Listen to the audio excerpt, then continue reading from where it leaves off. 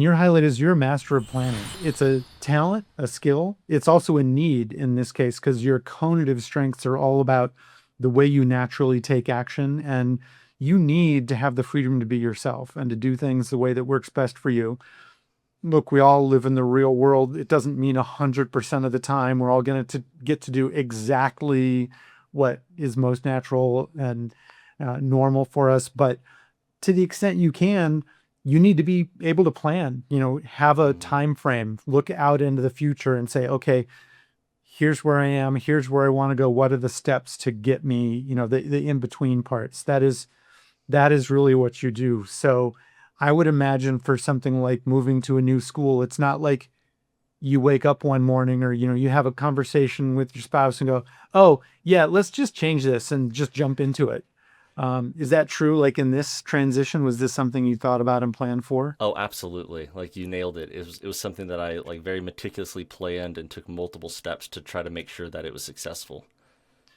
Yeah, well, and that's great because sometimes we all feel pressure from different people. It could be from a spouse, could be from people at work, could be friends. Like, your friends might see you with a long commute and young kids and say, hey, you know what, Raymond, just you need to change just now. Like, pick up the phone. I have this buddy at this other school. I think, they're looking for somebody, just do it. And they mean well, and it might be the first step, but for you it would be, okay, great, why don't you tell me a little bit about the school, let me do some research, let me figure out the Yes. plan. You need to know about this well in advance. So I see you nodding, so I'm glad it sounds like you have the opportunity to do it that way this time. Yeah. You said um, research, and that's definitely that speaks to me. Like if I'm gonna jump into something, right, I'm gonna like research it before I dive in, and then that helps me actually make my plan. well, and that's actually, we'll kind of expand. I mean, I talked about your natural advantage being the master of planning, but your bigger, fuller picture Colby result is, yeah, you back up your initial strength and kind of the way you usually start problem solving or taking action on something is putting it into a plan, a system, a structure, rather than just. So again, let's take the teacher move, the professional move. You'll think about it, and typically before you even do the research, you'll think a few steps ahead. You'll think about, okay, what might this look like? What would I need to get there? What do I need to do?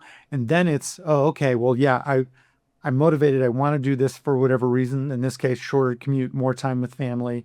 Um, now let's map that out. And then you typically go to the next stage, which is, okay, now that I have a plan for what I want to, how I want this to happen over the next year or two, now let's do the research. What are the schools closer to home? What kind of school is it? So for you, it wouldn't be just a matter of I'll take any old job. It would be, I want to know about the curriculum. I want to know about the people I'd be working with. Is it team teaching? Is it not? Um, you'd want all those answers before you even submitted an application, whereas other people would be like, yep, I'm going to make this move. Let's start applying. I'll figure it out later. Is that Oh, how this works for you? absolutely. Yeah. Yeah. It was definitely a situation where I wouldn't have done it if it wasn't the right situation, right? Like I had to analyze it first and be like, okay, is this move the right move, right? Have those conversations with my wife, right? And then act on that.